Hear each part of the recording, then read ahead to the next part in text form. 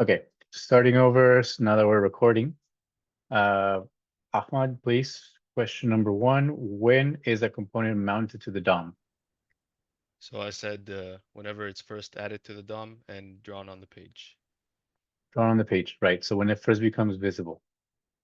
Okay, and then just a little note here is if a component is unmounted and then becomes visible again, it's remounted. And Trey, what is a React effect? So I said the React effect is basically a side effect within a component. It's when the component does something after render.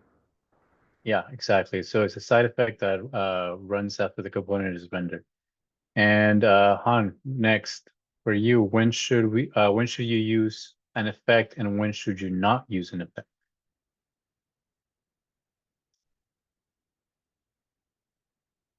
I think you're muted.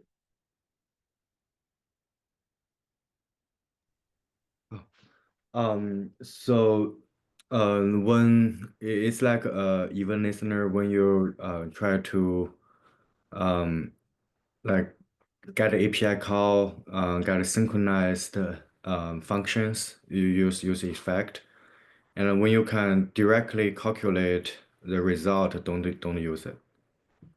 Yeah, exactly. So exactly what you said. Another way to put it is when you want to synchronize with a non-React system, like an API call, that's a good time to use effect. Anything else that you can calculate with through a function or internally, you do not need to use effect. Okay, next, when do effects run? I assume this one is for me. Oh, yes, sorry. Okay. So I said after a component is mounted to the DOM. Yeah, after it is mounted to the DOM and is rendered, yes. And then also, when we're using use effect, if we have a dependency array, if those values change, then they run again. Uh, Trey, what function is used to declare an effect?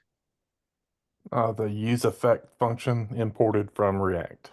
Yeah, a use effect function, and then when we import those from React, we call them hooks, just like use state and any of the other built-in use. Just use callback, there's a bunch of them, but that is correct. And Han, what are effect dependencies and how do you declare them? Um, y- so to declare them, you put the variables dependency variables in the array part, and so so that I think if you see effect dependency are what are those functions depend on, like if it's mentioned if it will change in its state, then that state is what your dependency is. I'm not sure if I said it clearly. Yeah, I think I understood what you said. It makes sense.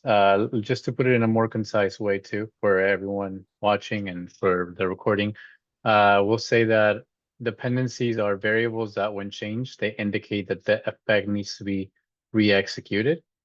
And they're any variable, including functions, by the way, because those could also be passed in there, that is external to the use effect that is used by the dependency.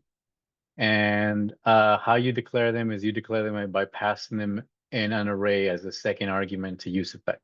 So, which is exactly what you said. The second argument, because the first one is the callback function of the code we want to execute, right? Okay. And Ahmad, could you please tell me why would you want to clean up from an effect? So I said that you would use cleanup whenever for an effect that you want to specify how to undo, like how to undo whatever the effect is doing. Yeah, exactly. So you want to clean that up, and the reason why you would want to do that is to prevent memory leaks. For instance, I'll give you guys an example. Set timeouts, or anytime you're working with some sort of timed uh, either intervals or timeouts, you want to clean this up in your use effect, because otherwise what could end up happening is that it continues running. And say you have a functional component like some sort of stopwatch, and every time you stop it, if it keeps running, you have multiple instances of the same thing running over and over. So that's why we'd want to clean that up.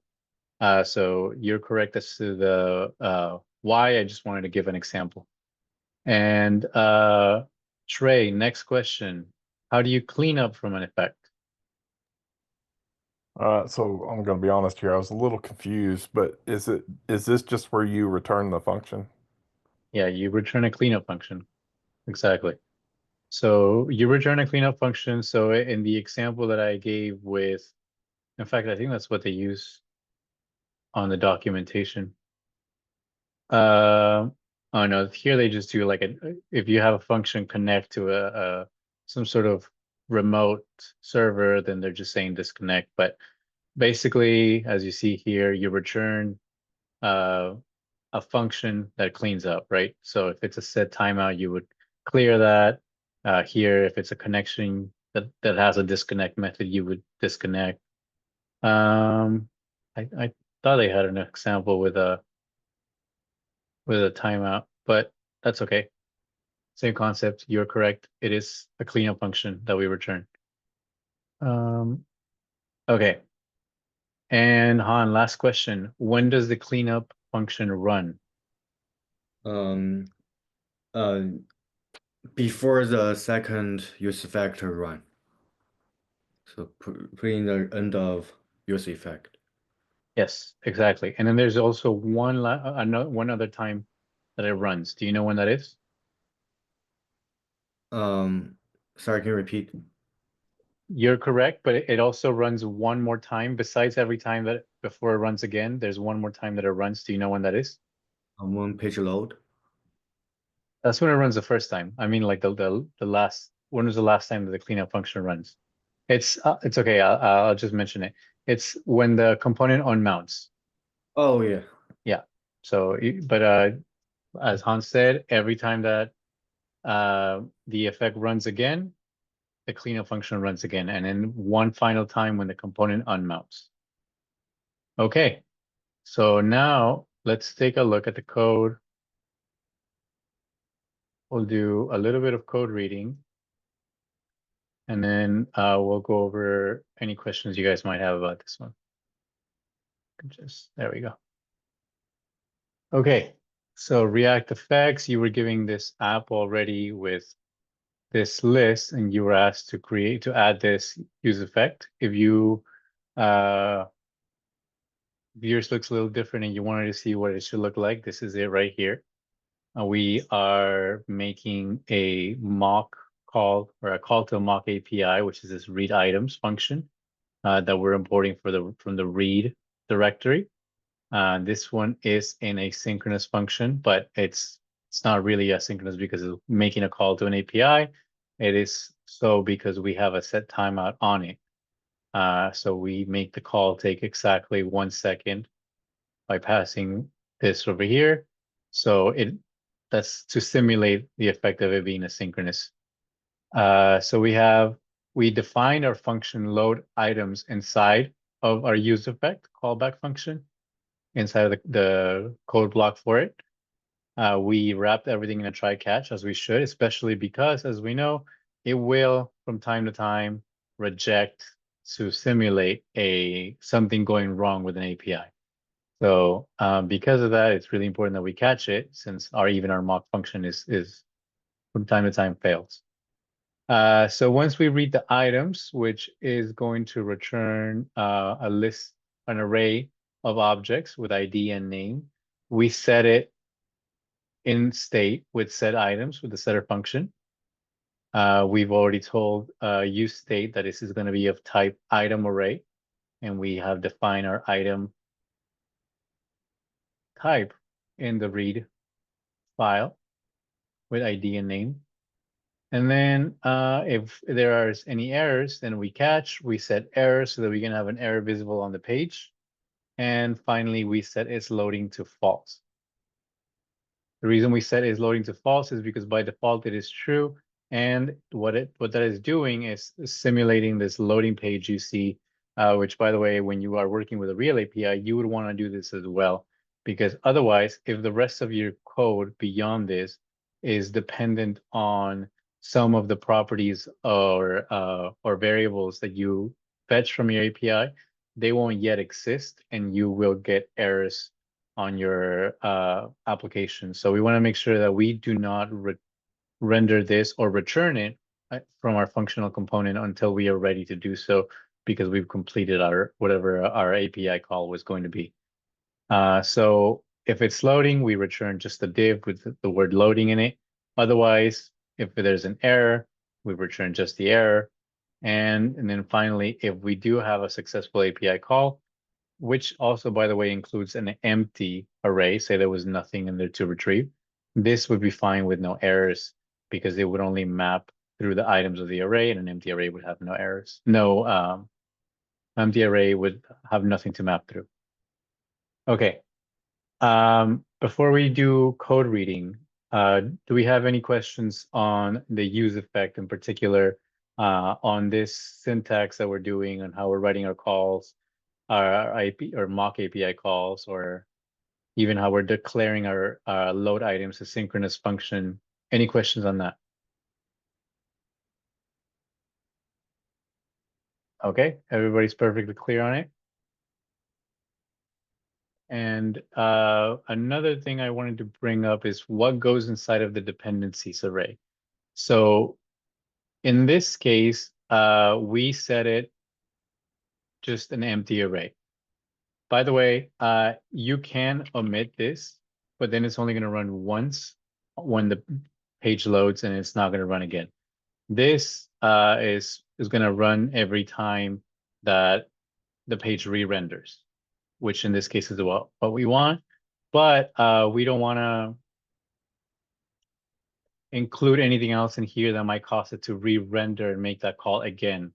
How do we know that it make the call again? Is if when you were console, you had your console open, if you saw this message more than once without you re-rendering the page, or doing something that would cause it to re-render, reading items that should only be called once, then you were accidentally making the call more than you needed. Trey, I know you and I talked about this. You were correct in having an empty dependency array. But other than that, this is going to run when the document loads, and only once, since we have nothing in here. Okay. If everybody's clear on that, we'll do a little bit of code reading, and then we'll move on to the next exercise. So going in the same order, I think we can skip the imports and just go straight into the functional component. Ahmad, could you please read lines 4 through 7? Yeah, and just let me know if I'm not doing the code reading for this properly, because we haven't done too many of the React. Oh, okay, cool. Thanks for letting me know. Yeah, for sure. So we're exporting a function, a functional component, list, and then we have the opening curly brace, and then we have we're declaring state. Would that be it for is loading, and the setter function for is loading? Yeah. And we're assigning that a value of how would I read the right side of the equal sign? And you can say we're saying that to the return value of the use state function called with one argument true. Okay. So we're assigning that to the return value of the useState function with a value of true.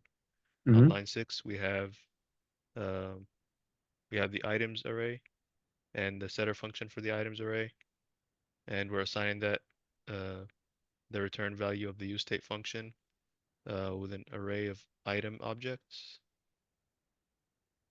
And then is that the dependency array?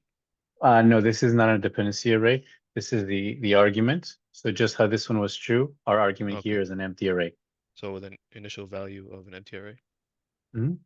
And then on line 7, we have the error and the set error setter function is being assigned the value of the return value of the use state function with an initial value of unknown.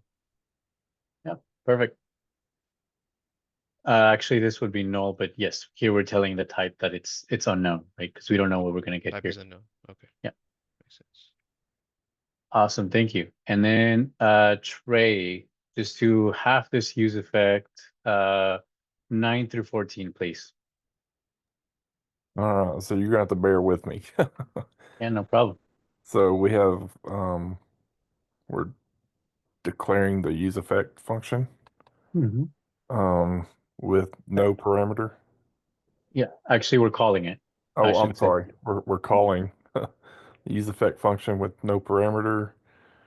Um, ah, you're, We're actually calling it with 2 arguments here. I know it looks like it's yeah, because I forgot how to say the arrow function. I'm sorry. So thank you. no worries. So we're calling the use effect function with 2 arguments, and then the first one is an anonymous arrow callback function, and then you can read the rest of that. And the other argument is an empty array. Okay. And then the opening curly brace, and on line 10, we have the async function or the async function load items with no parameters. An opening curly brace. And then we have the try opening curly brace. Then we're read items. Await read items is being assigned to the variable values.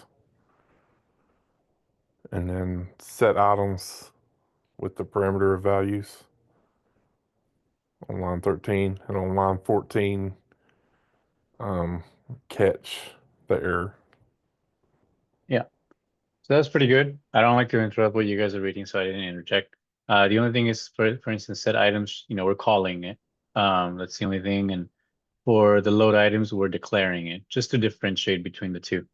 But other than that, what you said is correct. Just I would say we're declaring the load items function on line 10, and then for 13, we're calling the set items function. But pretty good. And then Han, can you just finish up the use effect lines 15 through 21?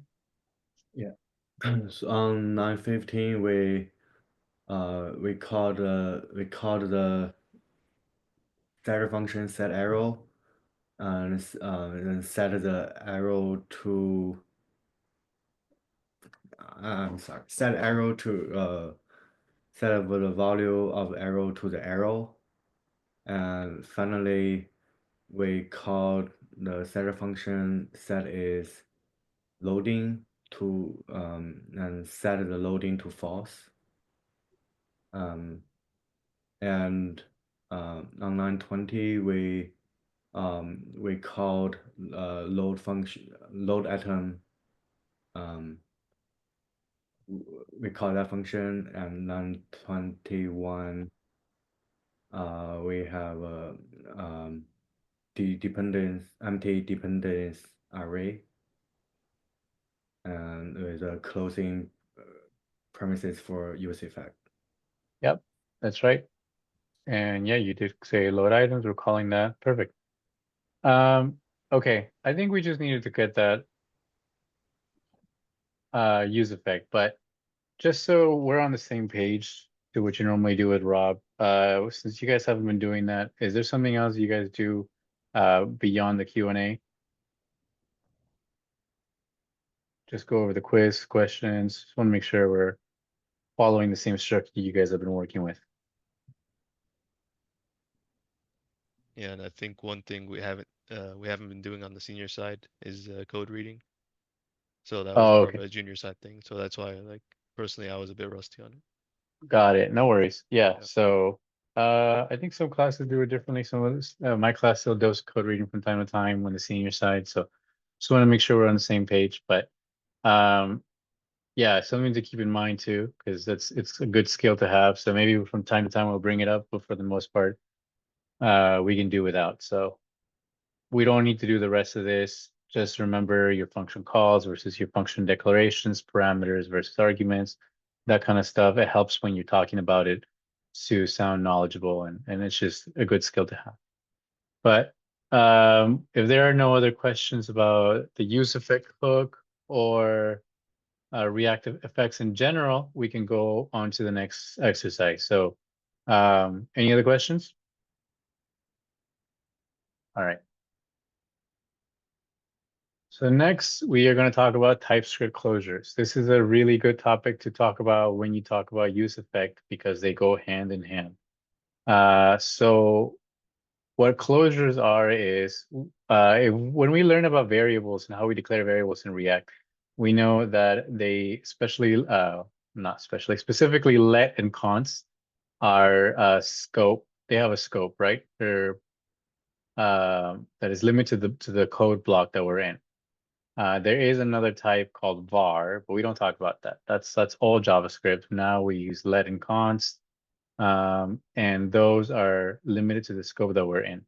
So I'll give you an example in the use effect, just so we know what I mean.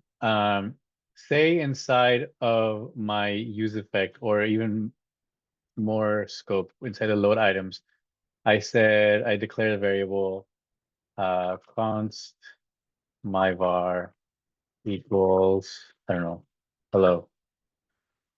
Not very creative, but if I try to call this outside of this, I would not have access to it. Console log. See, my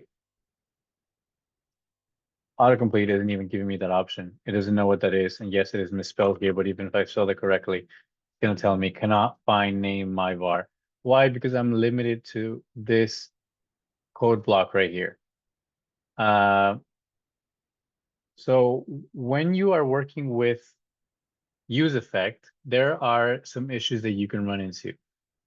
Stale closures, like where you grab the value of a variable and then it doesn't update when the rest of your code is updating. For instance, if you have it in a dependency array, if you're missing a dependency from the dependency array, then it doesn't know that that value has now been updated, right? In this case, we're not really doing that. Especially, okay, we have error, but this error is coming from the catch, this is not the same as this, which by the way, closures is the reason why we are able to do that. So this error is not the same as this one, even though they're called the same, exactly the same thing. That's because closures is making this one separate. This one's associated with our try catch. This one is declared in state. So because of closures, we can have variables with the same name, but they're not actually the same. If we hover above it, we have a const error unknown. If we hover above this, well, this is a local var. This is not.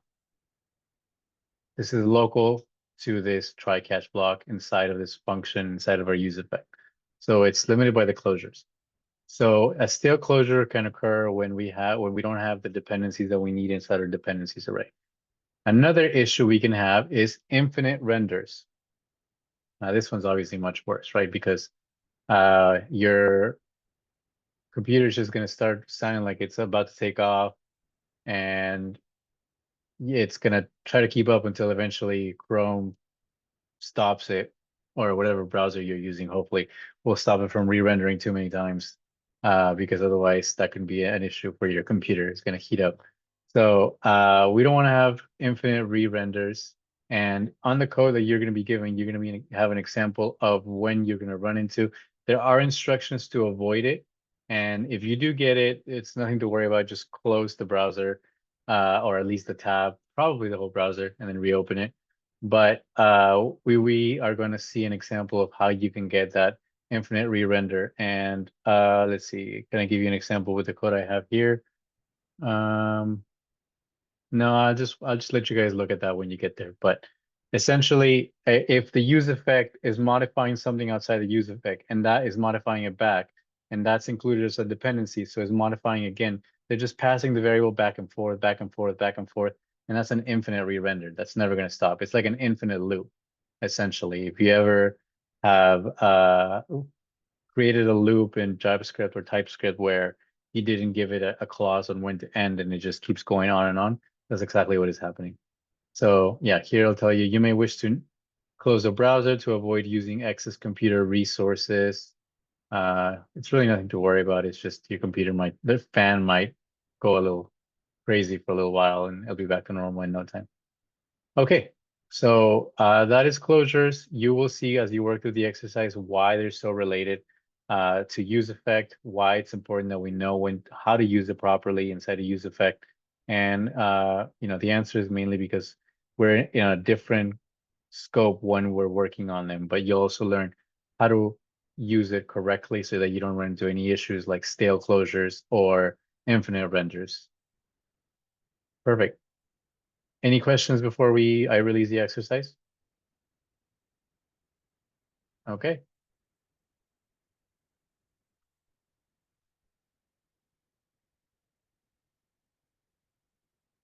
All right. You guys have that and are welcome to work with it. If you're still working on React effects and you have any questions about that, do let me know and I'll be happy to help you out.